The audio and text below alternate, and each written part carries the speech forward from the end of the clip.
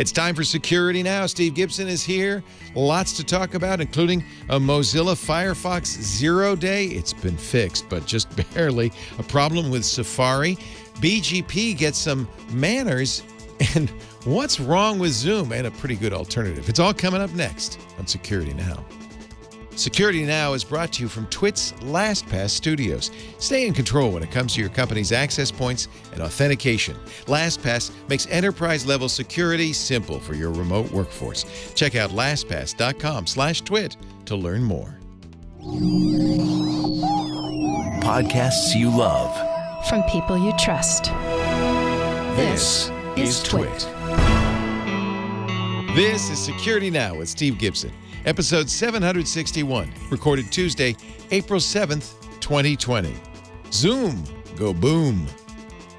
This episode of Security Now is brought to you by Worldwide Technology. Their advanced technology center is like no other testing and research lab, with over 150 different security services and applications from partners like F5, Red Hat, and Nvidia. And it's virtual, so you can access it 24/7. Become a member at wwt.com/twit and join the growing community to gain access to their on-demand labs. And by LastPass. From access to authentication to passwords, LastPass manages every entry point to your business so you can mitigate risk while improving employee productivity. Visit lastpass.com/twit to find out how they can help you. It's time for Security Now, the show where we cover your security and privacy and safety and quarantine online. Here he is, the king of his own quarantine for 15 years running now, Steve Gibson. Hello, Steve. Speaking from the Fortress of Solitude. The Fortress of Solitude. Thank you. The Fortress of Solitude. Yes. You've been in quarantine since 1989. Yeah. I think that explains why I so rarely get sick, is that I have very little human contact. It is. So, if you had third graders, you'd be getting sick. Absolutely. Yeah. Ask any teacher who's teaching elementary school. Yeah, or any parent. Yep. Constant challenge. So we've got episode 761 for this latest first Tuesday of the month. Next week will be Patch Tuesday, the 14th. Today is, of course, the 7th. There were a couple interesting large topics, but there was so much in the press this week about the explosion of popularity of Zoom, which I guess just because of ease of use and word of mouth, it's the telecommuting app, teleconferencing app, which has really taken off. And as really would be the case, I think, for any app that suddenly is put under massive use, it's shown some cracks and problems. There have been a whole variety of things, from the fact that it was initially used in a non-secure way with sort of, in retrospect, laughable consequences, to people taking a closer look at it and finding it wanting from a security standpoint in a number of different ways. Anyway, today's show title is Zoom, Go Boom. And we're going to wrap up by talking about all that. But there was a bunch of other stuff. I actually, for the first time ever, created a new major category for the podcast, which is browser news. Because there just is so much browser news that it just made sense to give it its own section now. And as we know, the browsers are the way we poke ourselves out onto the public internet, and similarly, the way the public internet pokes back at us. So, the security of the browser, the security features of our browsers are becoming really more and more important.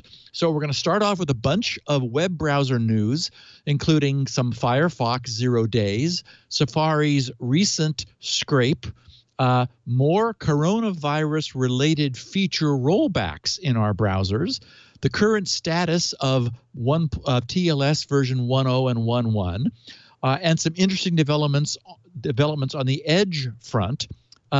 We then revisit the lingering stir and shaken telco protocol mess in the wake of some legislation that passed unanimously last week that at least represents that someone's awake somewhere. We're going to look at a new DNS filtering add-on service from Cloudflare and at the growing influence of an internet group hoping to tighten up the mess with BGP, which we'll also briefly review. I'll quickly update on where I stand with my ongoing SpinRite project, which has all of my attention now. And then we will have some fun taking a look at exactly how Zoom went boom in the last month. So I think a great podcast for our listeners. Lots of information, lots of fun too. Our show today brought to you by Worldwide Technology. It was the last trip Lisa and I made for some time to come. We went to St. Louis in early March, and saw the Advanced Technology Center there at WWT. And man, was that an eye-opener. WWT is a remarkable enterprise. It's your partner in enterprise, whether you're a medium business or a big business or an enterprise. They help you get the software and hardware you need to get the job done. But they're much more than that. They're really a partner in your IT spend. They really help you from beginning to end. And that's one of the reasons they built this Advanced Technology Center. $500 million worth of enterprise gear there that their engineers use to test equipment, to understand it better, to spin up pilots, proofs of concept for their customers. They've got equipment there from hundreds of OEMs, key partners ranging from high-tech heavyweights like F5, Red Hat, Cisco, emerging disruptors like Equinix.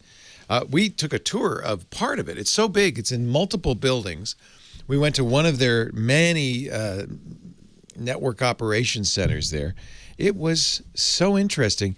One of the things you don't usually see in a rack is, kind of a heterogeneous bunch of gear. Usually it's, kind of all lined up row after row of EMC drives or, servers or whatever. But because the ATC is designed to build and test a variety of equipment, the racks had all sorts of, I was looking, there was all sorts of cool stuff in there. I said to one of the engineers, "You got a great job. You get to play with this?" He said, "Yeah, I get to try everything."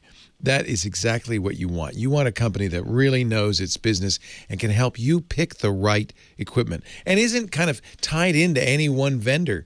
They're really there to optimize a solution that's just right for you. And they do it from A to Z. They do the whole thing, including, this is another cool thing. We saw one of their distribution centers. They have them all over the world where they put together the gear to ship off to customers. Each one of them has a full-time carpenter on duty because they don't ship you the parts. They integrate it all in. They wire it all up. They get it ready to go. And then they build a custom crate around it with shock absorbing and everything they need to keep it completely safe so that they could ship it to you. So it's just plug and play, ready to go. That's the kind of attention to detail that really makes WWT a trusted partner, one that people stay with year after year after year. In fact, customers have been with them for over a decade in many cases because they know they can get the answers they need from WWT and get the products that work.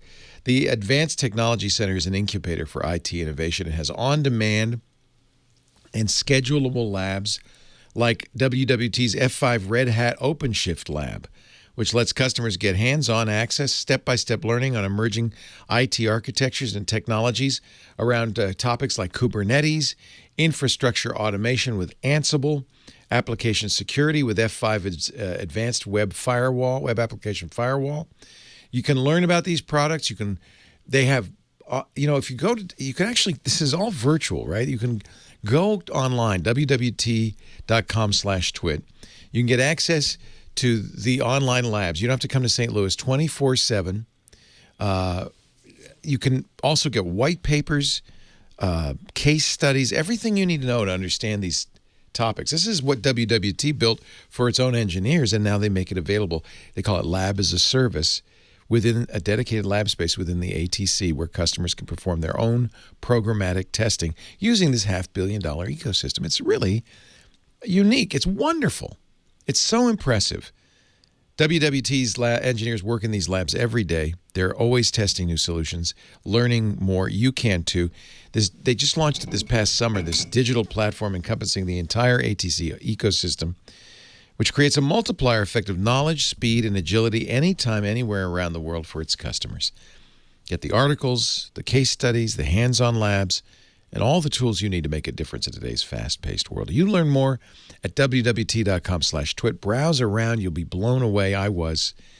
Create an account. Get access to those labs right now. WWT simplifies the complex. That's wwt.com/twit. Worldwide technology and the Advanced Technology Center, delivering business and technology outcomes around the world. Nice people out there in St. Louis. We had a lot of fun. wwt.com/twit. They all said, say hi to Steve. They're all big fans, I got to tell you. All right, Mr. G. I owe our picture of the week to somebody who tweeted it to me in the nick of time. I looked through my earlier backlog. This morning, in other words. Yes. I looked through my backlog, and then nothing really seemed to fit. And so I thought, let me just check Twitter and see if anybody has tweeted me something that would be fun. And so we have a picture of someone's backyard with a little headstone, a little pet-size headstone. The title is "The Beloved Pet," and they're standing there. One of them has taken his cap off no one's wearing a cap, but the guy who took his cap off to stand over and give a moment of thought and prayer to this pet. And the cartoon, the little balloon says, "And Olive, though you are no longer with us, know that you will always be in our memories as a password." That's Olive 123 to you. And I do appreciate when things that are fun memes in the culture make it out into a cartoon like that, because it says, yes, yep, there's a lesson to be learned. Don't use Olive. No, not Olive. So Mozilla just patched a pair of critical 0 days, that is obviously in Firefox, that were being used successfully in targeted attacks against Firefox users. Both were critical remote code execution flaws resulting from some memory mishandling with a dangling use after free pointer, which, as we know, was previously pointing to allocated memory. The memory was released, but the pointer remained available for abuse. Firefox versions prior to the current, which is, I always check my version when I'm reading one of these pieces of news, version 7.4.0.1 is where we all want to be now. Anything before that has a problem. They were being found used in targeted attacks in the wild. The first of the two is being tracked as CVE 2020-6819. As I said, a use after free vulnerability tied to a browser component. This is like an internal insider thing, NS-Doc-Shell Destructor, which is a client of the NSI HTTP channel API. Like I said, okay, something deep inside.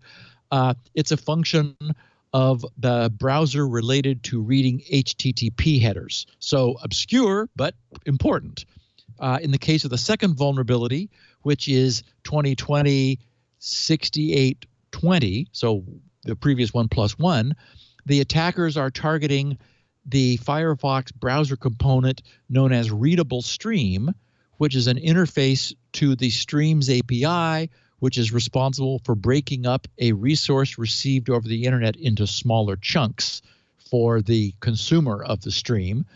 Anyway, attackers would induce a potential victim to visit a maliciously crafted website to trigger these vulnerabilities and execute arbitrary code on devices running unpatched versions, that is any version of Firefox previous to 74.0.1, and exploitation of either of these vulnerabilities would potentially enable the attacker to compromise the vulnerable system. And since it was actually being done in the wild, we can assume that exactly that was happening. We don't have any more details. They're being withheld pending maybe something related to other browsers. The vulnerabilities were reported by two security researchers, Francisco Alonso and Javier Marcos, both of Jump Security. Last week on April 3rd, Francisco tweeted from @RevSkills. He said, "There is still lots of work to do and more details to be published, including other browsers. Stay tuned." And that's interesting because, as we know, Firefox sort of now is the lone wolf from the pack. It's not Chromium based, and almost everything else is under the covers, not Firefox. So it's hard to imagine that something that would affect Firefox, unless maybe like the Tor browser, which is also Firefox derived. I don't know. But anyway, maybe we'll find out more in the future. Maybe they're just sort of teasing people without anything to back it up. We'll see. But anyway, targeted attack. It's unlikely that any of us were targets, although, well, I do prefer Firefox still. Although we'll have a little bit of news this here in a few minutes that may indicate that I might be becoming less faithful. We also received an important security update for Chrome. I'll mention that in passing. As far as we know, none of the 8 security bugs that were eliminated from Chrome last week with its update to 80.0.3987.162. And when I looked, I had .163. So for some reason. Anyway, but you want to be 162 or later. As far as we know, they were not 0 days being actively exploited, but we do know that a number of them were rated critical, and had they been known by an attacker, would have allowed remote code execution if exploited. So here are, two, and this is Chrome, meaning Chromium, meaning everybody except Firefox. So here in these two stories is a perfect example of why browsers are getting their own section of this podcast now, because this is the way people get attacked, is through their browsers. And speaking of which, Safari. Okay, there's another browser that's a significant market share, neither Firefox nor Chromium. So I'm glad I mentioned that. We've just learned that until recently, merely visiting a website, either a malicious website or a legitimate site unknowingly hosting a malicious ad using Apple's Safari browser, could have given attackers access to your device's front and rear cameras, its microphone, its location, and even some of its users' saved passwords. Fortunately, Responsibly disclosed 7 vulnerability Safari exploit chain, which made this possible, also made its discoverer, Ryan Pickren, $75,000 richer, which was a bounty paid by a presumably very grateful Apple computer for this work, and for Ryan's private disclosure to them of what he discovered, this very advanced piece of work. And we all know that Ryan could have made a bunch of money if he'd sold this elsewhere. Maybe as much as 10 times more money. So, that would have been under the, selling it to the dark side, absolutely for use in exploiting unsuspecting people. So, tip of the hat to Ryan for doing the right thing and selling this thing to Apple. His discovery. He notes at the bottom of his wonderfully detailed step-by-step exposition, I have a link to it in the show notes, of his multiple discoveries, that all this only works still on Safari 13.0.4 or earlier, meaning earlier this year and earlier. This is significant since Apple has been issuing a series of updates following Ryan's private disclosure to Safari from 13.05, which was released at the end of January, through 13.1, which was published on March 24th, 2020. So Ryan's discoveries were responsibly disclosed, whereupon Apple began fixing things and, patching things quickly.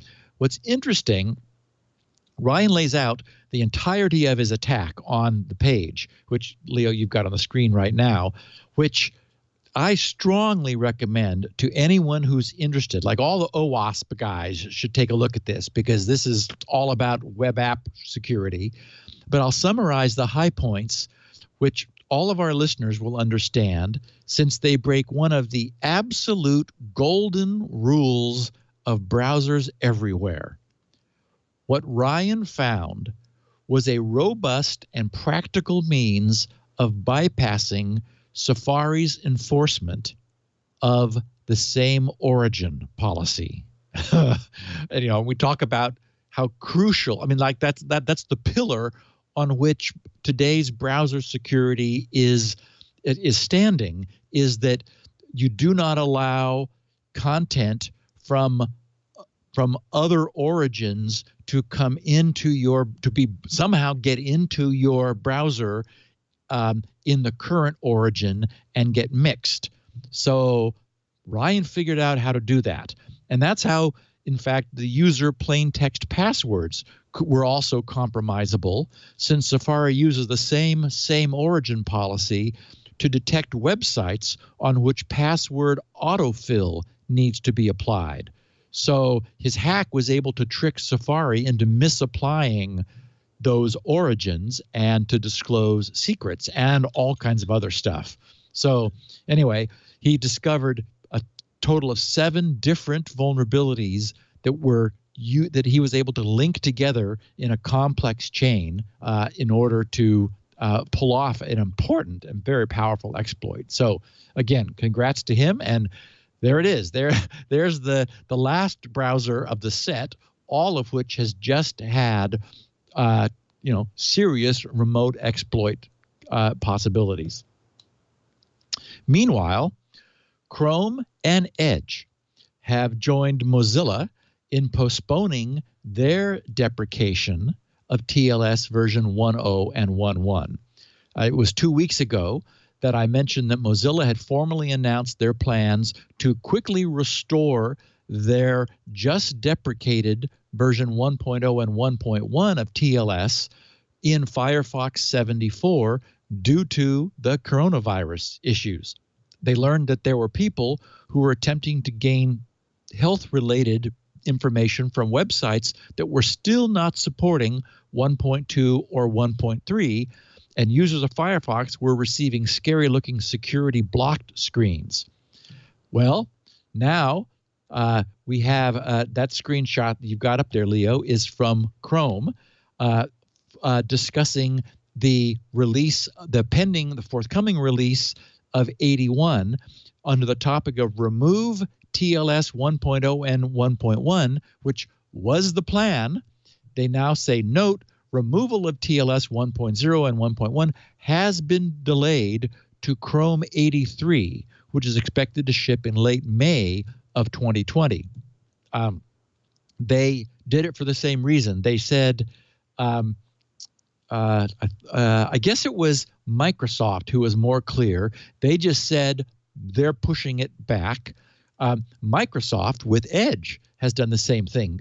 They posted on the 31st of March under Plan for Change, TLS 1.0 and 1.1, soon to be disabled by default, that the principal project manager lead on the Edge developer experience, he said, as announced in October, that's when October 2018 is when they all decided that all the browsers collectively decided we're going to remove this from our browsers here it was projected for spring of 2020. Now, he wrote, Microsoft will soon disable TLS 1.0 and 1.1 by default in Microsoft's browsers.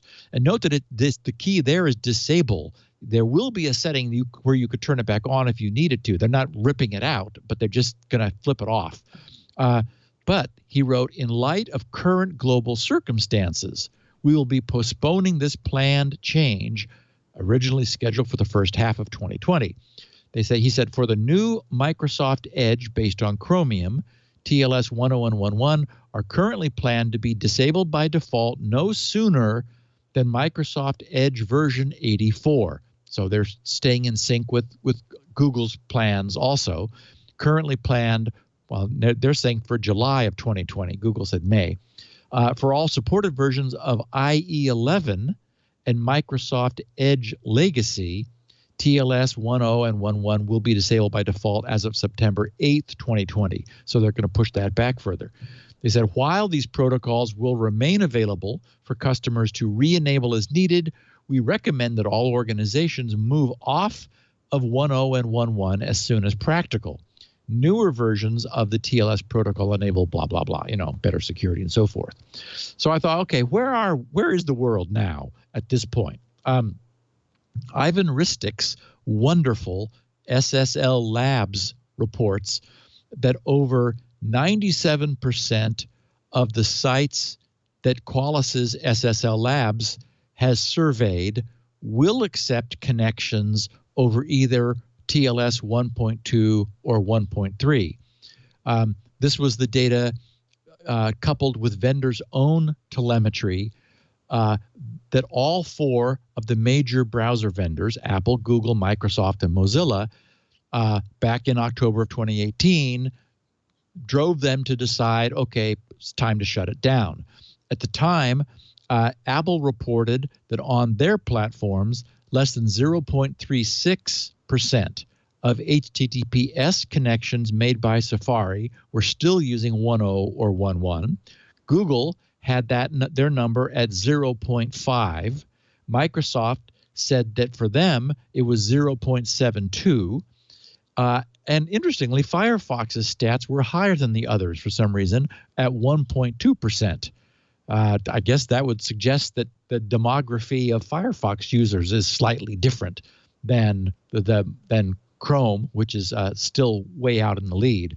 But for whatever reason, it was probably time. As we know, unless there was some push, those things would never go away. And of course, the security issues aren't critical, or they would have been immediately killed. It's just like, okay, we're not happy with them with the security any longer.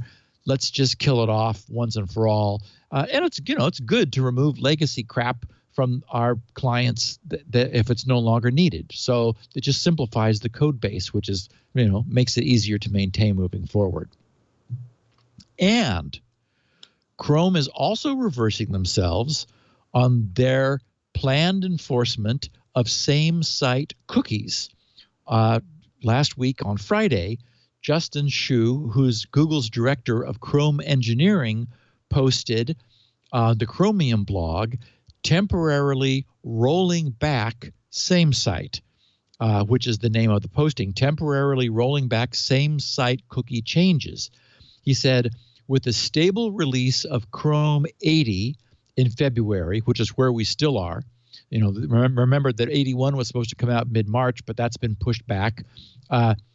Chrome began enforcing secure by default handling of third-party cookies as part of our ongoing effort, this is Google speaking, to improve privacy and security across the web. We've been gradually rolling out this change since February and have been closely monitoring and evaluating ecosystem impact, including proactively reaching out to individual websites and services to ensure their cookies are labeled correctly. And I'll remind our listeners what this whole same site thing is in a second. He said, however, in light of the extraordinary global circumstances due to COVID-19, we're temporarily rolling back the enforcement of same-site cookie labeling starting today. While most of the web ecosystem was prepared for this change, we want to ensure stability for websites providing essential services, including banking, online groceries, government services, and healthcare, that facilitate our daily life during this time. As we roll back enforcement, organizations, users, and sites should see no disruption. So again, in other words, this was going to ruffle some feathers, and the decision was made, okay, those feathers are going to need to be ruffled sooner or later. Let's do it. But now it's like, let's do it later. He said, he finishes saying, we recognize the efforts of sites and individual developers who prepared for this change and appreciate the feedback from the web ecosystem, which has helped inform this decision. We will provide advance notice on this blog and the same site updates page when we plan to resume the enforcement, which we're now aiming for over the summer. So, and my thinking is that too may get pushed back a little further. So our listeners may recall that we previously discussed Google's plan in this regard in great detail, probably on a podcast with that name. As we know, Google has some folks in there who really dislike cookies for session state maintenance and who have proposed a complete cookie replacement. But they also recognize the virtual impossibility of overthrowing the status quo in the short term, and then some. So instead, they're working to tighten things up as much as they can by porting some of their dream replacement systems, which is never going to happen, features into cookie land for the time being, and thus remaining within the current system, but making it stronger. So they plan to, and were since February, requiring websites which intend to use third-party cookies to explicitly declare that fact in the cookies parameter list by introducing a new cookie parameter named SameSite. This allows the website to explicitly assert essentially a cookie usage policy for that cookie. And the big change in Chrome's behavior was that it would no longer accept policy-free, unlabeled cookies when they appeared in a third-party context. So, yeah, for people who weren't paying attention, I mean, this has been coming for a long time. I can't remember when we did the podcast about it. So again, it was one of those, we're going to do this. We own 68% of the world's browser share, so pay attention because your stuff's going to break. But of course, nobody's going to pay attention until their stuff does break. So breakage was beginning. Now it's been put off for a while. I have a link in the show notes to a very thorough same-site cookie concept explainer, which is the same one that we were referencing back when we talked about all this at the in the first place. It's web.dev/samesite-cookies-explained. And it's got a big tray of tasty-looking cookies at the top. Thank you, Leo. and then a really very clear walkthrough about what this is and what it's all about and what it's doing. So anyway, as Justin posted, since it will break some things, it'll eventually happen, but no one's in the mood for breaking things right now. So we're gonna wait a while. And Leo, I think it was you during the podcast, maybe it was last week, who mentioned the just breaking news at the time that Microsoft's Edge browser would be getting vertical tabs. And we talked about that a bit. So I just wanted to note that it's looking very hopeful that vertical tabs will be coming to Edge. According to reports, Microsoft's own corporate VP for Microsoft Edge, a guy named, I guess it's Liat Benjour, really, really wants this feature. He was quoted saying, "I find myself losing track of all my tabs, and I'll accidentally close a tab as a result. Utterly frustrating, as that is usually exactly the one page I needed." To which I say, amen, brother. From the demos I've seen, there's just going to be a little boxy icon thing in the far upper left corner of the Edge browser window, which just clicking it toggles the tabs from across the screen to top down the left-hand edge and back and forth. And I'll just bet that once that has become a single-click feature, the rest of the world will finally wake up to how obviously correct this has always been, sort of like the idea of using a mouse to move an on-screen pointer around. Just that's like the right way to do it. Once you see it, you can't go back. So, but there's more. Beyond vertical tabs, the other interesting feature we don't know a lot about yet, but it's also what's coming soon to Edge, is something that Microsoft calls smart copy. The idea is that when you mark and click and drag a region of a web page in order to sort of rectangular lasso it, and then copy that, when you subsequently paste it into a destination container, such as an email message, thanks to this forthcoming feature, the content will be smart about its destination and will arrange to retain its original formatting, which typically doesn't happen these days. So that'll be another nice feature that Edge gets. And browsers being an important issue, I titled this next piece, Who's on Second? We all know that Google has essentially taken over the browser market. Chrome currently commands a 68.5% share of the entire market. And historically, Firefox has held second place, with IE in third place and Edge in fourth. But around last November, October, November, Edge's gradual rise overtook IE as IE's share softened and slowly dropped, which moved Edge into third place behind Firefox. But Firefox had also been very gradually losing steam until, yes, last month it happened. Edge and Firefox also exchanged places, which moved Edge into second place behind only Google. And while it's a very distant second place at 7.59% share to Google's 86.5%, it's a significant milestone. And net market shares graph, which you've got on the screen there, Leo, for the past year, pretty convincingly reveals that we're seeing a long-term trend here and not just a little blip. Edge has been moving up. IE and Firefox have been losing steam, and Edge is now the number 2 browser in the marketplace. So it's nice that it's based on Chromium, and that and it and Chrome will probably be pretty much at parity.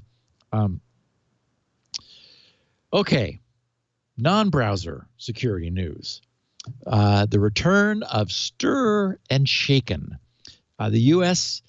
Federal Communications Commission, RFCC, last Tuesday unanimously passed new rules to require all originating and terminating voice service providers to implement Stir/Shaken in the Internet Protocol portions of their networks by, unfortunately, not like tomorrow, but the 30th of June, 2021. So, what, a year and a quarter from now. We've all seen some tortured acronyms before, but, well, especially Shaken. Stir and Shaken are right up there. Stir stands for, and we did a podcast on this a while ago for anyone who's interested. If you don't remember it, if you joined since then, Stir stands for Secure Telephone Identity Revisited. Okay. But Shaken is like, SHAKEN, signature-based handling of asserted identity using tokens. Oh, boy. They had stir, clearly, and they said, yes. oh, it'd be cool if we had shaken. Wouldn't that just put us right there with Bond? Yes. Yow. So SHA is signature-based, we forget the B, handling for the H of asserted. Okay, now we got all the SHA. Now we forget about information using because we have nothing to do with the I and the U. And now we need Ken, so we tokens. Ugh. Anyway, somebody really struggled with that one. Every bit as much as they're struggling with the protocol itself. Even when the U.S. carriers have implemented the stir and shaken protocols, assuming that actually happens, and that's not a given, the problem still won't have been solved for us. I mean, the whole issue here is authentication of call originators, and call recipients also, but that seems less a problem. So recall that we covered this extensively before. Our entire global telephony network is currently missing any and all means for any type of authentication of a call's origin and for assuring the call's destination. The call originator asserts, with no authentication whatsoever of that assertion, the phone number and identity of its caller. Of course, we all who have anyone with a phone knows the consequence of that, which is, everyone seems to be calling you from, like, for me, it's Laguna Beach. It's like, I don't know why, but that's where the call appears to be originating. No. Nothing prevents that originating phone number and identity from being spoofed, which is, of course, the problem we find ourselves with today. When implemented, stir and shaken will only provide this authentication in the U.S. In other words, it's the FCC saying to the U.S. telecom carriers, you must do this in the U.S. So that means that only when both the originating and terminating voice service providers are both in the U.S., and also assuming that they didn't go through an intermediary, that is a third party, it probably didn't. Only then would we actually know that the caller ID is correct. And despite the fact that the calls that come to me claim to be originating in Laguna Beach, the accents on the phone at the other end, when I make the mistake of picking one of those up for some reason, makes it pretty clear that they're probably not located near me. So if they're originating outside the U.S., they can still be spoofed, and this system does nothing about it. So, now in practice, I wouldn't mind if I could set my phone to never ring for a non-fully authenticated end-to-end call. Because, for me, I would like to be able to get calls from people in the U.S. and know that it's really who they say they are. So that would be nice. It doesn't solve the problem for people doing business overseas, for people who have families, outside the U.S., but still, baby steps. So there's a lot of pushback from the telco industry. They're using these same arguments. They're saying, why are you making us spend all this money to upgrade our equipment when it's not actually going to solve the problem? So it remains to be seen what happens a year and a half from now. But again, we clearly have a technology-based problem. The part of the solution exists for calls staying within the U.S. No reason we can't at least fix that much of the problem. So it would be nice. Cloudflare has added parental control to their 1.1.1.1 DNS service. Since many of us are at home with our families and young ones may be poking around the internet more than usual, I thought I'd mention a new, just released or announced DNS-based content filtering service offered by Cloudflare. The idea is simple and it's cool. Simply by tweaking a family's network DNS settings, Cloudflare will offer content filtered, based on domain name based content filtered DNS, which will refuse to locate and look up sites which parents would presumably prefer that their unsupervised children did not visit. It's available in 2 tiers. There is malware blocking sites only, and then there's malware plus adult content blocking. In their announcement, Cloudflare asserted that all of the same privacy guarantees, which applies to their primary 1.1.1.1 service, applies to these alternate services. And it's as easy as changing your DNS. If you want only malware blocking, you switch to 1.1.1.2 as your primary and 1.0.0.2 as your secondary DNS. If you want malware and adult content blocking, it's .3. So 1.1.1.3 for primary DNS, 1.0.0.3 for your secondary DNS. And then they did also say that during the coming months, they'll also be working on developing and providing users with somehow additional configuration settings for the 1.1.1.1 for families service, which is how they're branding this. In his announcement, the CEO of Cloudflare, Matthew Prince, said, "This year, while many of us are sheltering in place, protecting our communities from COVID-19 and relying on our home networks more than ever, it seemed especially important to launch 1.1.1.1 for families," which again is the way they're branding it. They did have a little out of the gate problem. And when I saw this, I thought, wow, Leo, I'm getting old. Some new initials have been added. LGBTQIA+. I know LGBTQ. I don't know what the IA is. Well, whatever intersex is, that's A. Because I went and looked it up. Got a lot of genders now. There's many genders. You know, I was thinking we ought to just add S for straight, and then we could just get rid of the whole thing and just say people. And that's true. If you added S, it's everybody but S. Then you got it whole. You got everything covered, and just scrap all this nonsense and just say people. That's a thought.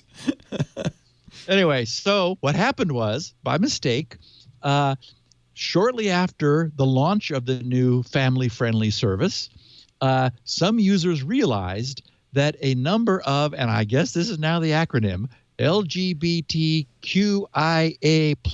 sites, and by the way, if you Google that, oh yeah, it's a thing, those were also restricted. It turned out to be a mistake, as I said, and one which Matthew Prince felt awful about, clearly. He explained that the mistake was caused by categorizations used by data providers from whom they license feeds to create the backbone of the filtering service. He explained that overlapping feeds provided by multiple providers were in use, and that the last few months they had spent verifying which ones to use for the family service. That generally agreed malware, blacklisted, and malicious websites were easy. And for the sexually explicit content category, they were aiming to duplicate Google's Safe Search tool. One of the licensed providers had an adult content category that mirrored Google, as well as another category that also encompassed LGBTQIA+ sites, and also a broader range of topics. And that broader filtering category was initially chosen by mistake. They didn't mean to. So they quickly fixed the mistake. They rebuilt their back-end filter, and Cloudflare has asked its users to report any remaining inadvertently blocked LGBTQIA plus, or let's just say people, websites that they come up. The plus kind of does it all because it says anything else that we left out. So it's everybody. Yeah, it could be ... right? It's just like, okay. Yeah. Yeah, I guess if it were a regex, would that... yeah, that's what we need is a regex. Yeah, that'll solve it. Okay. The internet gets some manners. But first, Leo, let's take our second break, and I'm going to get some coffee. Oh, he's going to leave us all wondering, what the heck is he talking about? Manners? The internet? Manners. No, I don't know.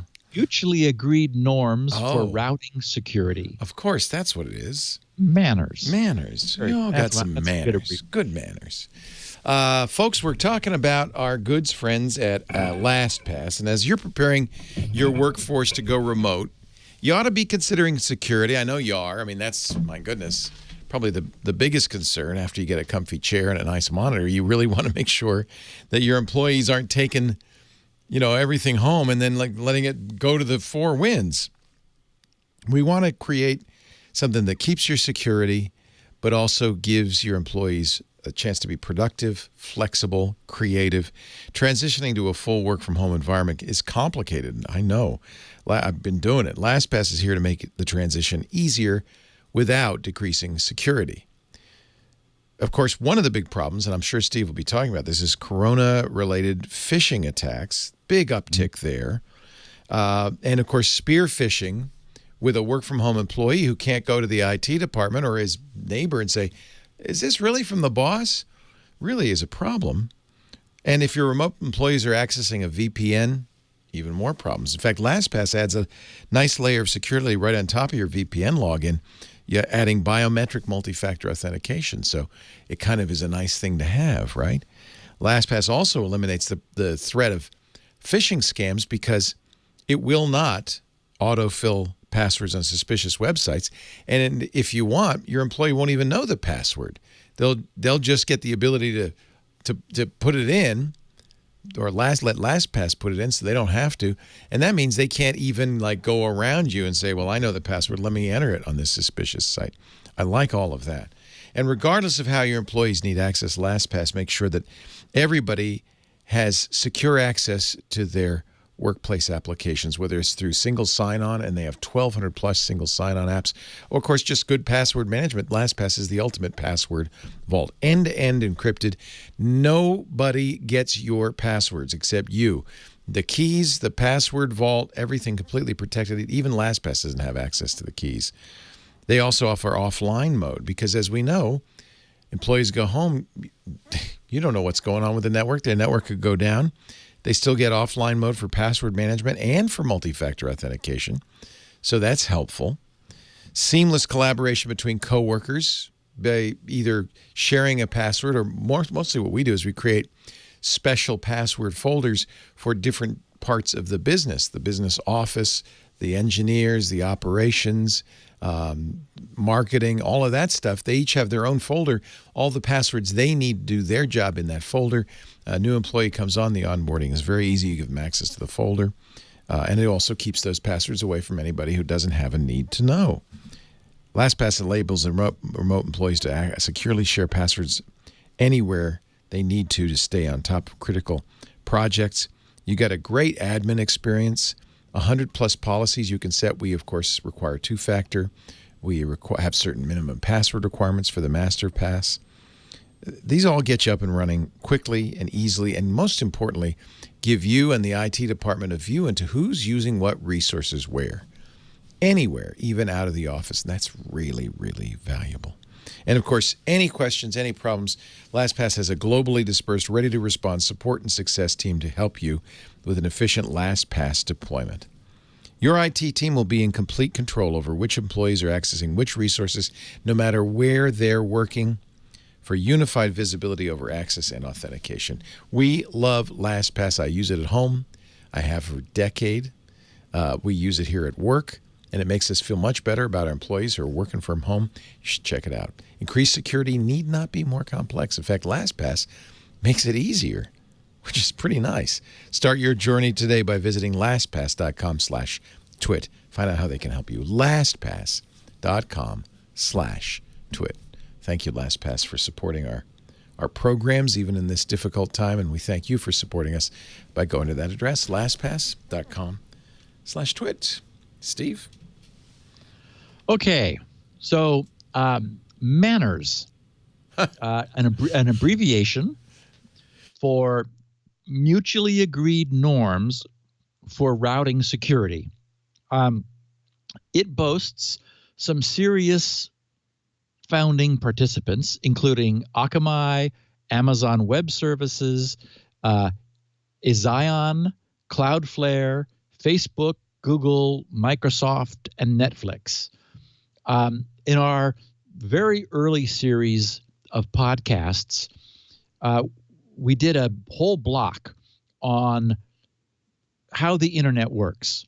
I detailed the concept of how it creates a virtual data circuit between typically distant endpoints by sending a stream of data packets out onto the so-called internet and trusting the internet's amazing routing infrastructure to, at every hop, send the packet forward in the right direction toward its destination.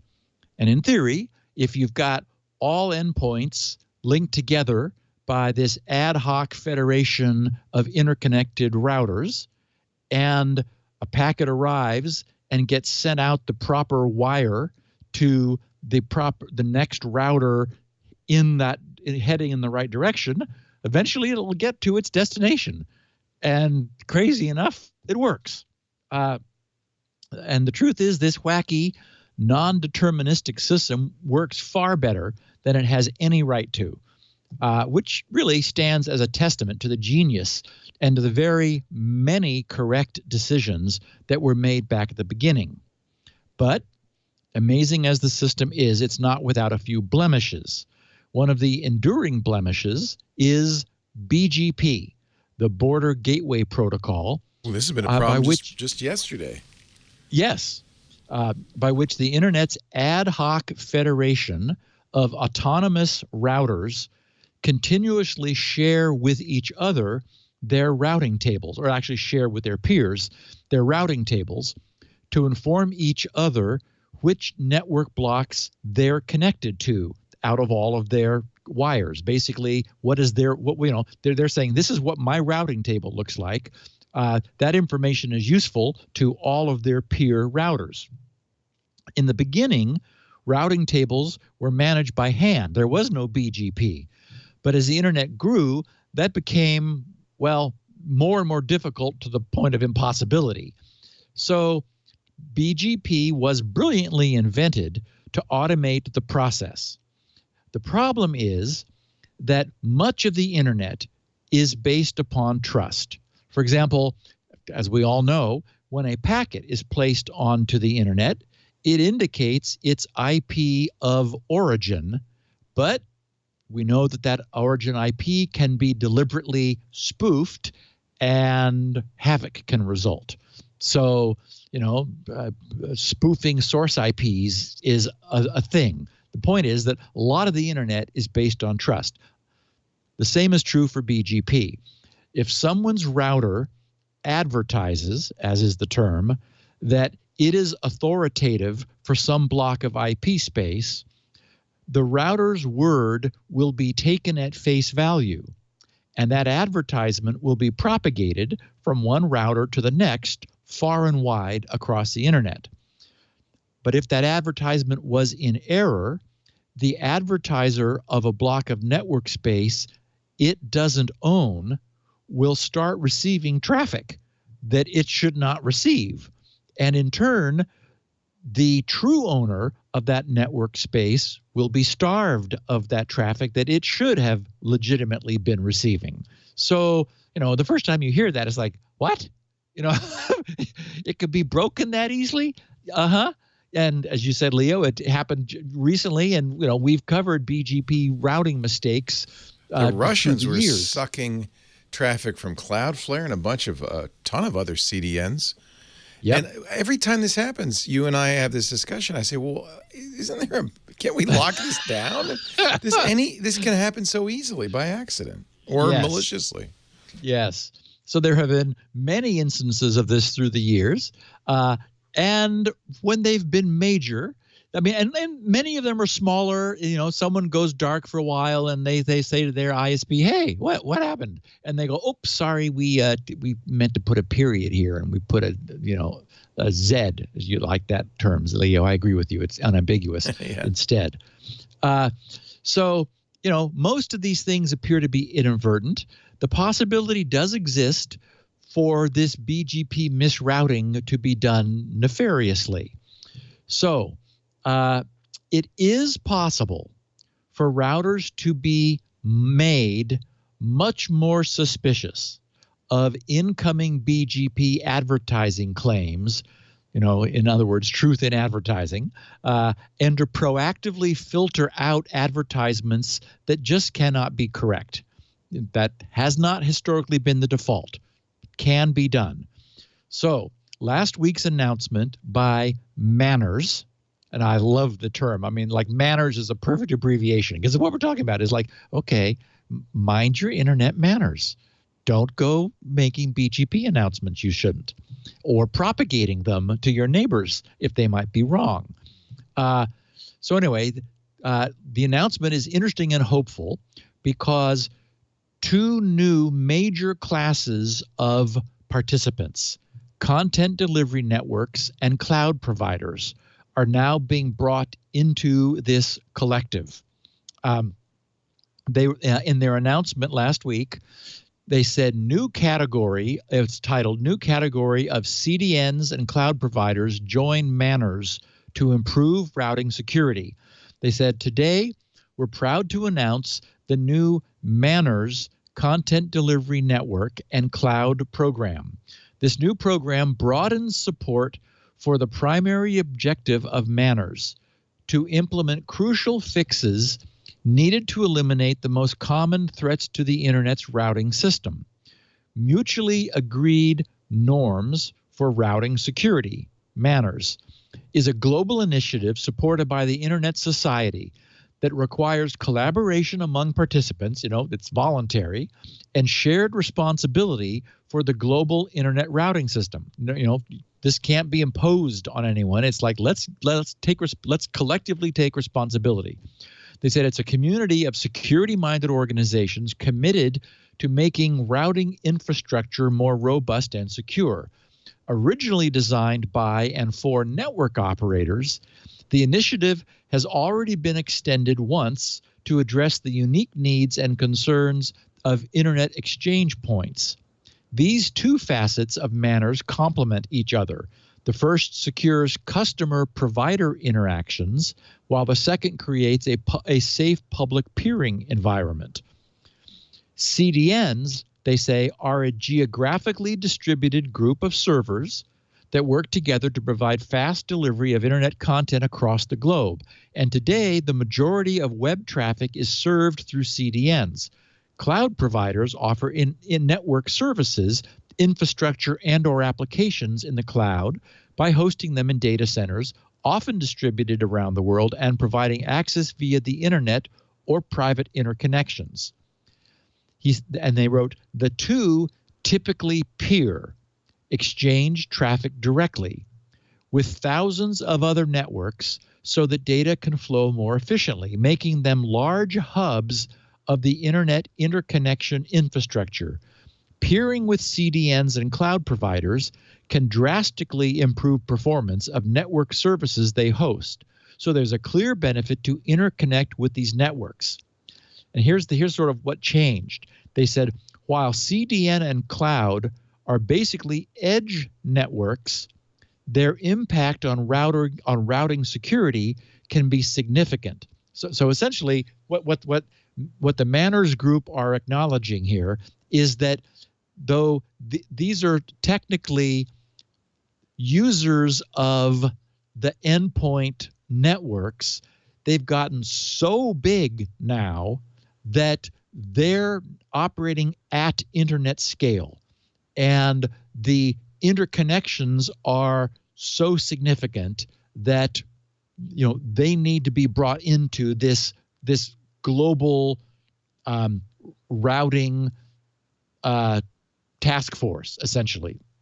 They said several known incidents showed that an edge network, like a CDN or a cloud provider, even a small one, can cause havoc on the internet by leaking routes. Manners helps by requiring egress routing controls so networks can prevent such incidents from happening. That is to say, that we were talking before about how the normal BGP behavior, the default behavior, is to propagate advertisements even if they're false. Egress routing controls prevents that propagation. They said so networks can prevent such incidents from happening.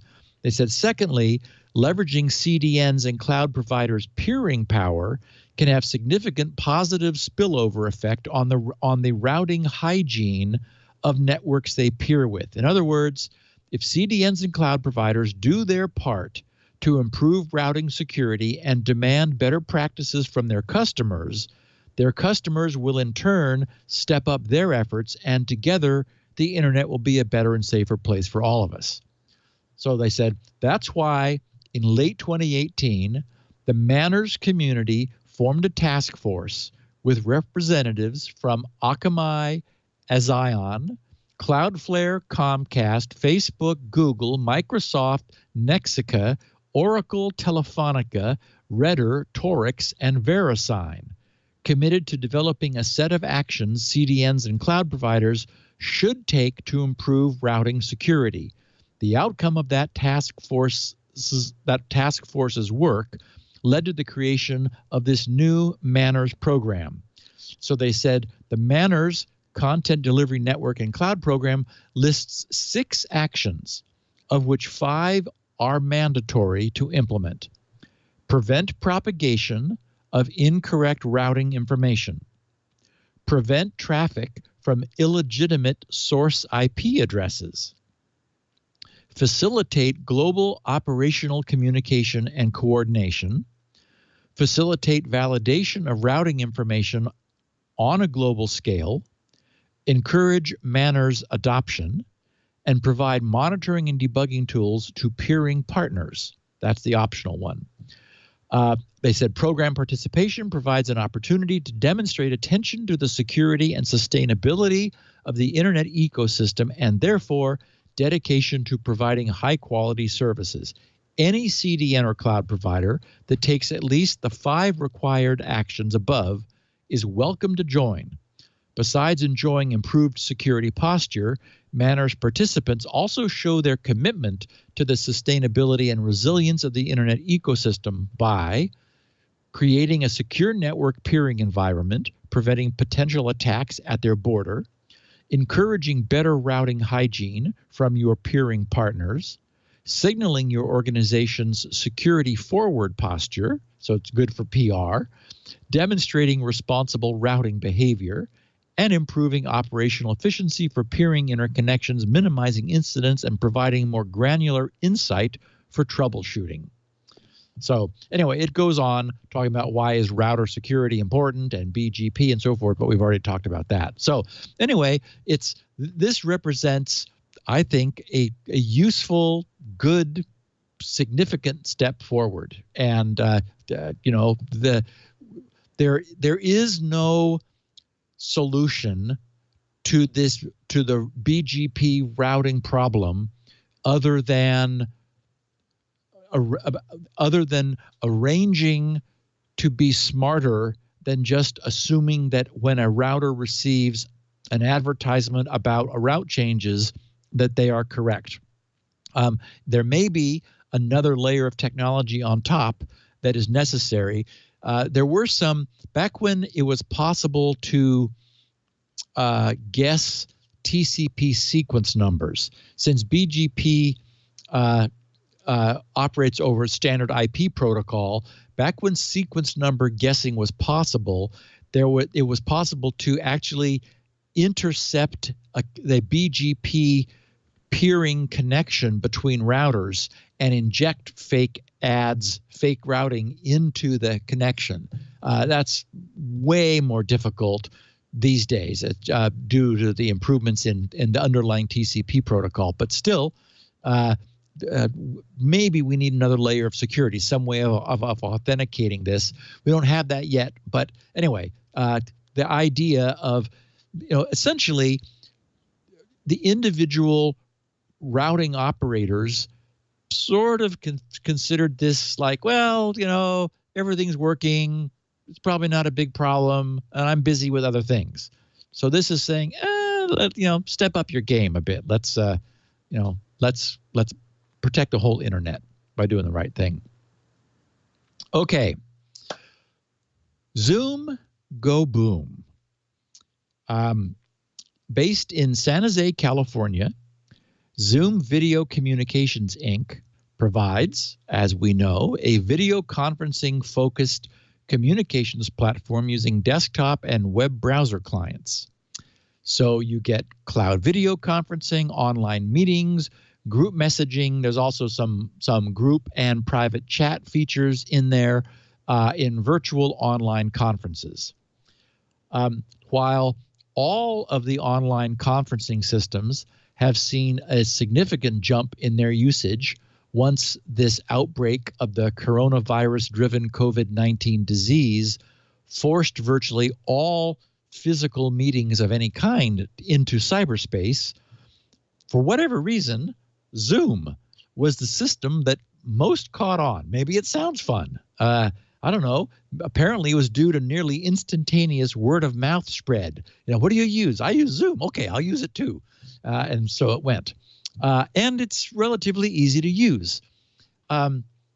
However, creating something of a stress test for Zoom the past month has shown that it's less easy to use it securely, that not using it securely can have immediate and often embarrassing consequences, that for many purposes it may not be practical to use it securely just because of logistics, and also some potentially serious bugs have surfaced as a consequence of the greater scrutiny which has been brought to bear. So to get some sense of scale, Zoom's usage has skyrocketed from 10 million daily users before the coronavirus last December to now 200 million daily users.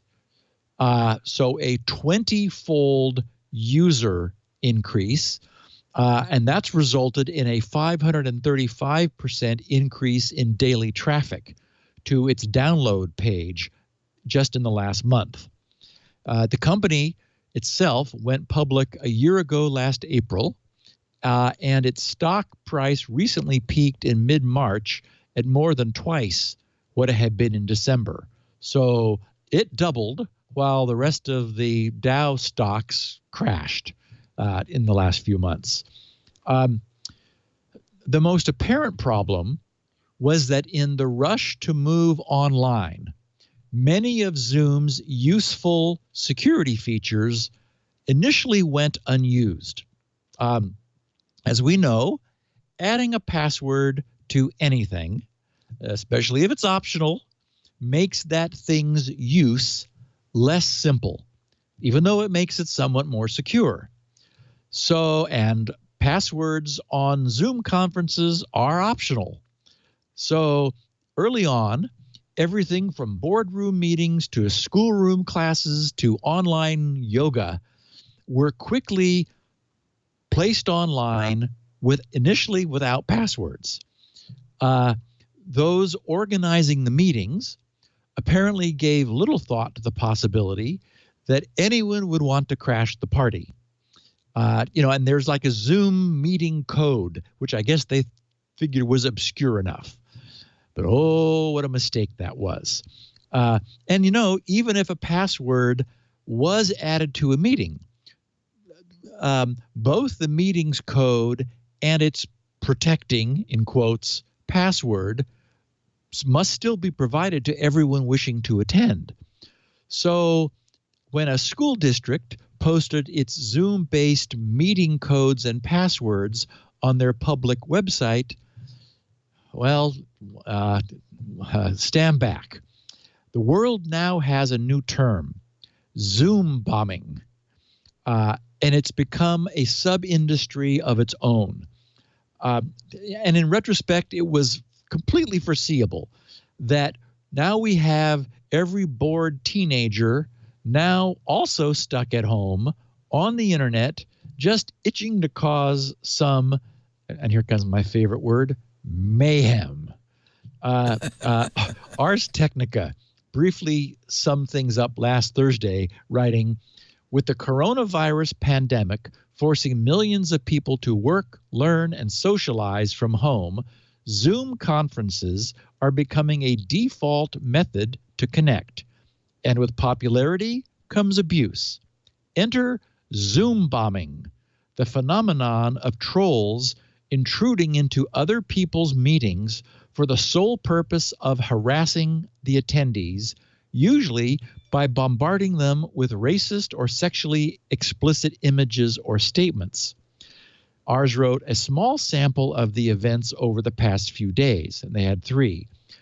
An attendee who disrupted an Alcohol Anonymous meeting by shouting misogynistic and anti-Semitic slurs, along with the statement, "Alcohol is so good," according to Business Insider.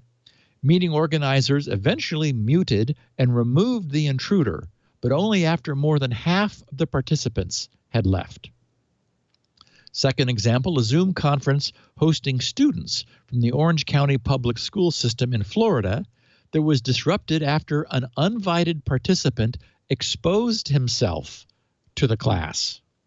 And third, an online meeting of black students at the University of Texas that was cut short when it was interrupted by visitors using racial slurs. So, the typical hijinks, but a problem when you're trying to do all this online, and it's possible to have these meetings interrupted. And not only can online conferences be held on the internet, but Zoom bombing raids can also be organized using the internet's social media tools just as easily. ZDNet wrote, "The internet is rife with online communities where users can go and share Zoom conference codes and request that pranksters connect and hurl insults, play pornographic material, excuse me, or make death threats against other participants in a practice called Zoom bombing or a Zoom raid." They said these Zoom bombing incidents have rapidly increased to become a favorite pastime for all the teenagers stuck in their homes during quarantines. From a niche prank that started on a derelict Discord channel, Zoom bombing, they wrote, has now spread to enormous proportions, being so rampant these days that the FBI sent a nationwide alert last week urging companies, schools, and universities to take steps to secure their Zoom channels. But as Zoom bombing became more popular, more pranksters wanted to join in the fun, and more users wanted their friends' Zoom meetings disrupted. As the old saying goes, they wrote, "Where there's a demand, there's always a supply." Over the course of the past week, the number of places on the public internet where a Zoom raid can be requested from a gang of bored teenagers has exploded. There are now more than 30 public Discord channels.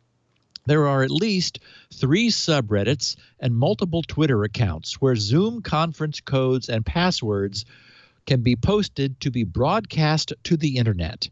And there are threads on at least 3 hacking forums where users are either sharing Zoom conference codes or techniques to discover live meetings. Some examples of Discord posts revealed by PC Magazine's reporting include, quote, "Can anybody troll my science class at 9:15? Or, "I have a class in 30 minutes that I'll send a link for."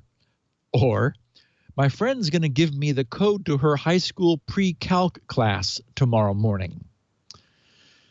So, as I noted above, Zoom does provide for password-protected meetings.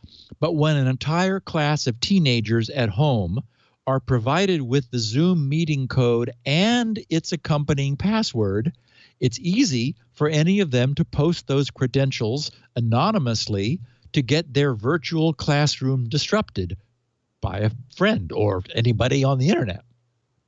Now, fortunately, the Zoom system does offer some additional controls to control and prevent such disruption.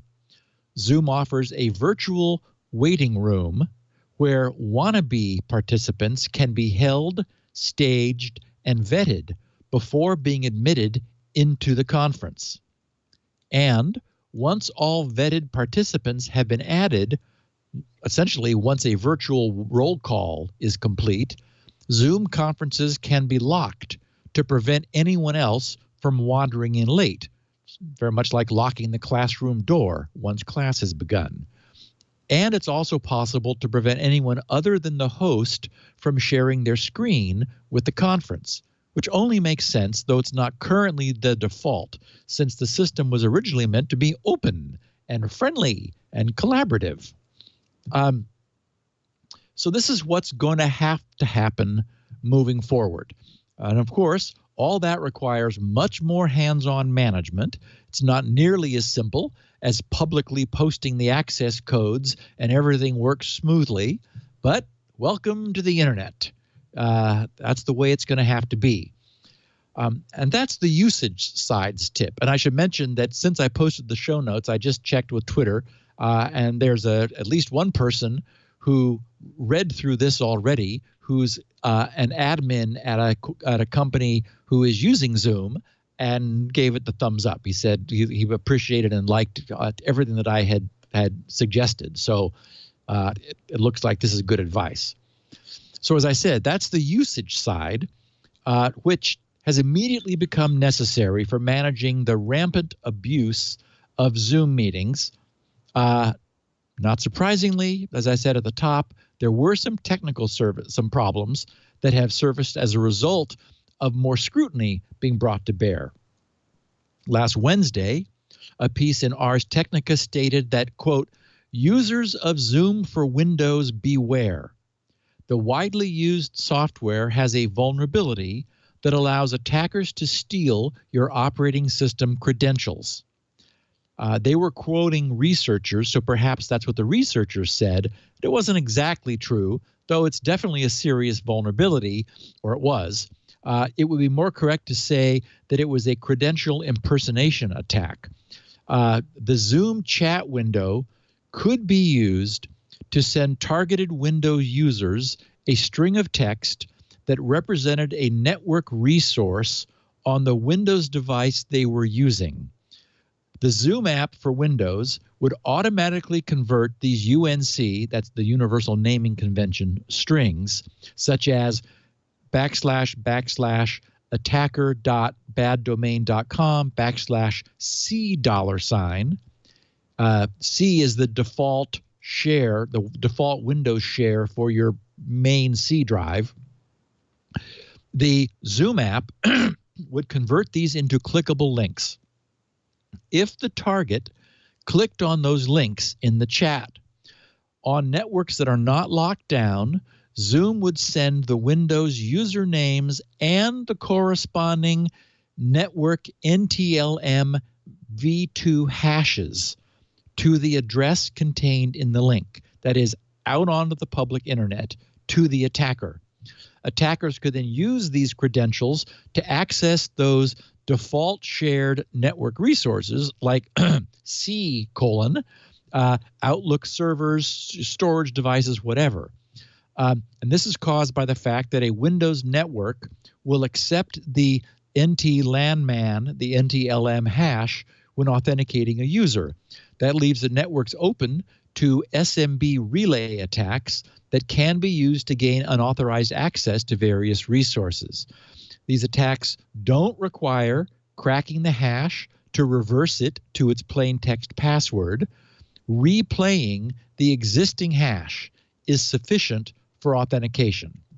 And as I've said many times before, Microsoft has never really managed to make any of its in-house protocols secure, which is why none of them should ever be exposed to the internet. Okay, so it's worth noting that since all of this is happening over port 445, any Zoom user who is behind an ISP, who is already proactively filtering the typical range of highly abused ports. I'm a Cox cable user. All of mine are filtered.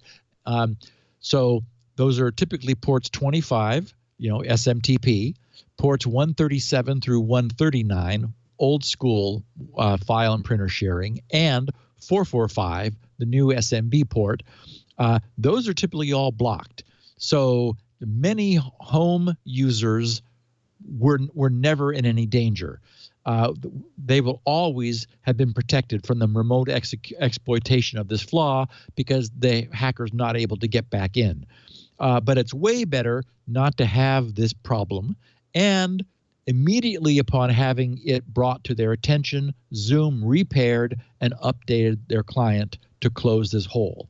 So problem solved. But it was there for a while and spooky. And of course, there's more. It's been revealed that Zoom conference connections are not truly end-to-end encrypted as they claim, and that Zoom is able to see all of their conference content unencrypted. I can understand this, since hosting a massive conference with true end-to-end encryption would be a bit tricky. All of the participants would need to be sharing a common symmetric key that Zoom itself didn't have access to. Obviously, that can be done, and Zoom didn't have to do it the way it did. But anyway, instead, what's happened is each conference participant's data stream is encrypted to Zoom, but decrypted there and subsequently re-encrypted to all other participants. I think in general, that's how a conferencing system would have to work. You can't do end-to-end encryption if you're going to have a central server, right? And somebody's got to mix it. Yeah, you are able to. And apparently in some instances theirs does, but if you turn on value-added features, then it doesn't happen. Okay, so also in subsequent research by Citizen Lab, they found that Zoom was also vague about the type of encryption being used, and that the keys generated for cryptographic operations were being delivered to participants in a Zoom meeting through servers in China, even when all meeting participants and the Zoom subscribers company were outside of China. Apparently that was a mistake. They did some quick footwork and explained it away and said that it's been fixed. But it was happening for a while. And the audio and video in each Zoom meeting is encrypted and decrypted with a single AES 128 cipher used in ECB mode, which is shared among all participants. As we know, ECB mode is electronic code book. That is not a chaining cipher. Each block is independently encrypted without dependence upon anything that came before. The result is that patterns present in the plaintext are preserved through encryption, which is considered to be a serious security weakness. Zoom's original privacy policy also came under criticism because it was possible for Zoom to collect extensive data about its users, videos, transcripts, and shared notes, and share it with third parties for profit. Whoops. On March 29th, Zoom tightened its privacy policy to state that it doesn't use data from meetings for any advertising, but it does use the data when people visit its marketing websites, including its homepages, zoom.us and zoom.com. Zoom's iOS app, like many apps which use the Facebook SDK, was found to be sending analytics data back to Facebook even when the user doesn't have a linked Facebook account. Zoom later removed that feature. Zoom came under the lens for its Attendee Tracking feature, which, when enabled, lets a host check if participants are clicking away from the main Zoom window during a call. On April 2nd, it permanently removed the Attendee Attention Tracker function.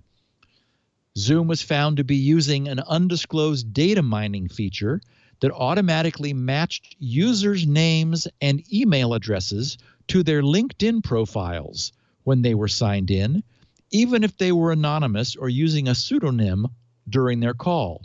If another user in their meeting was subscribed to a service called LinkedIn Sales Navigator, they were able to access the LinkedIn profiles of other participants in their Zoom meetings without those users' knowledge or consent.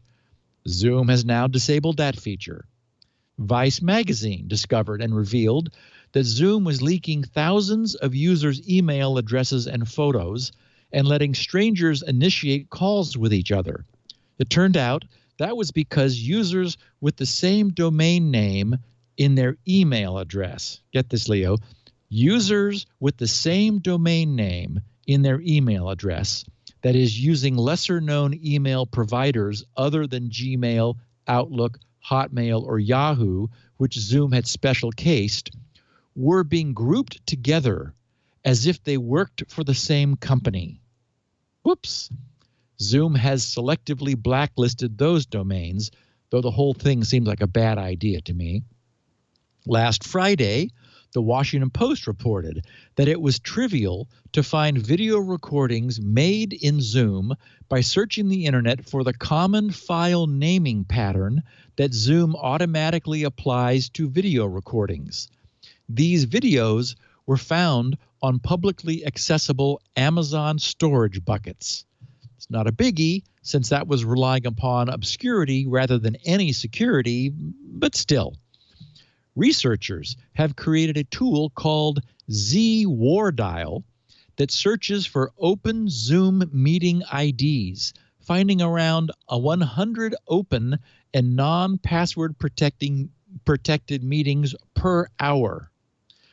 The good news is Zoom has been responding to each and every one of these issues quickly, and it does appear that given its existing feature set, it can be used and put to good purpose so long as tight control is maintained over those who are allowed to participate. Although exerting such control might be difficult for very large meetings, in a typical virtual classroom, that ought to be workable. Their use of AES 128 in ECB mode is a red flag from a strict security standpoint. It basically means that Zoom implemented its own cryptographic system, which is not, it's obvious to anyone looking at it, not very secure. I can see the benefits of using ECB mode for a multi-way conferencing system. It makes things much easier, allowing latecomers to more easily join into the fray. But users should not assume that they have truly secure end-to-end encryption. Apparently, no one using Zoom really does. But with that caveat, okay, for many people, it doesn't matter. For an otherwise public classroom or a yoga class, it's entirely sufficient. So that's where Zoom is. And I didn't want to finish talking about this without mentioning Jitsi, Meet. If any of the listeners of this podcast are interested in exploring the possibility of quickly assembling their own private, truly secure video conferencing system, I've been looking at Jitsi, and I would recommend checking out this free and open source Jitsi Meet system. And Leo, I heard you mentioning it just in the previous podcast. Yeah, I set our own server up. We have our own at twit.team. Oh, cool. Running off my Linux box at home. It's very easy to install. Nice. It's trivial to install. Yeah. It's I should point out, I set it up, but we still use Zoom on all of our sales calls, all our group meetings. Yep. It's just so easy.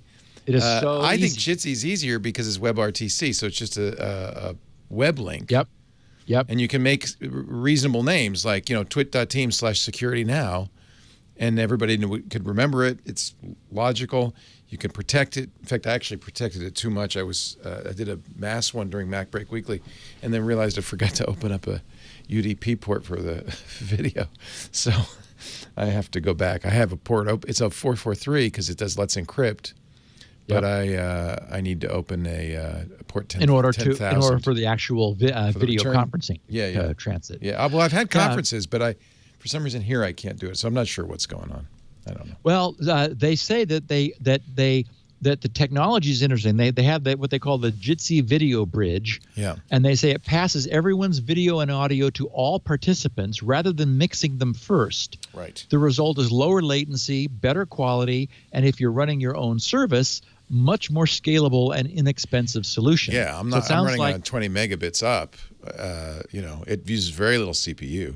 And doesn't even use much bandwidth. It sounds like it establishes point-to-point links among all the participants, so everything goes to everyone, right, rather than everything funneling through a central server. Right. So anyway, for our listeners who are interested, it's open source, well-designed, standards-based, WebRTC, as you mentioned. It understands simulcast, bandwidth estimation, scalable video coding, state-of-the-art technologies. Servers are available for Ubuntu and Debian.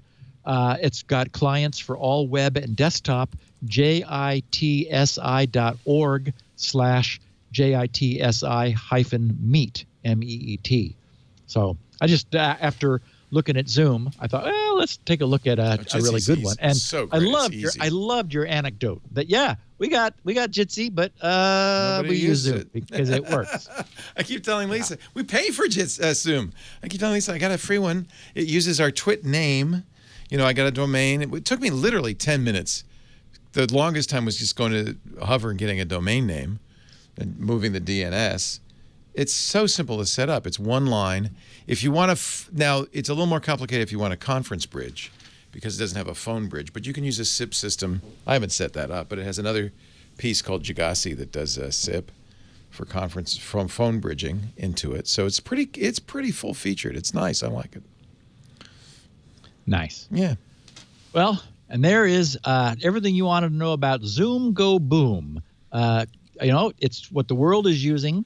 It's clear that the world needs to take it seriously now that this whole, if you have, now that there's a word dialer, if you have a non-password protected conference where you're even protecting the, you're not publishing the conference ID, you can still get found. So you got to put a password on it. Obviously, you want to keep your conference IDs and passwords as private as possible. It's not going to happen if you're trying to teach a student, a high school class. This is the problem of kids. And the big problem is, I have friends in 12-step programs, and they are doing their meetings using Zoom. The problem is you have to make that public because there's no point in having a recovery meeting if you can't make it public. So they don't want to password protect it. They can use the lobby, but that's not really even practical. So that's the problem. These public meetings are going to be Zoom bombed, and it is not fun for all when they Zoom bomb them. They use racial epithets. They do targeted attacks. They do triggering stuff. A lot of porno. It's really creepy people who are doing this. It's not fun little, get my class and shut it down. It's nasty. It's nasty. Brings out the worst in people. And even Jitsi wouldn't fix this because you have to make it public. Public is public. Yep. Yeah. What you need is good moderation tools. Yes. And even then, you're going to have problems. Yeah. Steve Gibson, you can find this show at grc.com. That's where Steve hangs his hat, the Gibson Research Corporation. He has 16 kilobit audio, 64 kilobit audio, beautifully written transcriptions, in text, so you can read along as you listen. He also has SpinRite, the world's finest hard drive maintenance and recovery utility, and, of course, lots of other free stuff there, including the world's famous Shields Up. It's all at grc.com. Leave him feedback. Every once in a while I get emails saying, I need to get this to Steve. It's easy. Go to grc.com/feedback. Or, even better, he's on Twitter. go to @SGGRC. He accepts DMs from anybody, and you can DM him there too. It's a lot easier. You can reach him more directly. Actually, it's easier to reach him than it is to reach me. I don't want to be as available as you want to. You're a brave man, Steve Gibson. You can find the show at our website too, twit.tv/SN. Not only do we have audio, we have video. If you want to watch, you can. It's also on YouTube, youtube.com. I think it's Security Now Show. Actually, go to youtube.com/twit. That's the main channel, and then all the other channels are referred to there. You can follow the links. Either way, subscribe, whether it's on YouTube or in your podcast. That way you'll know the minute it's available, and you can collect all 700 and, what is this, 61 baby. episodes. They're all yours for the asking. I meet people all the time. It's almost a geek rite of passage.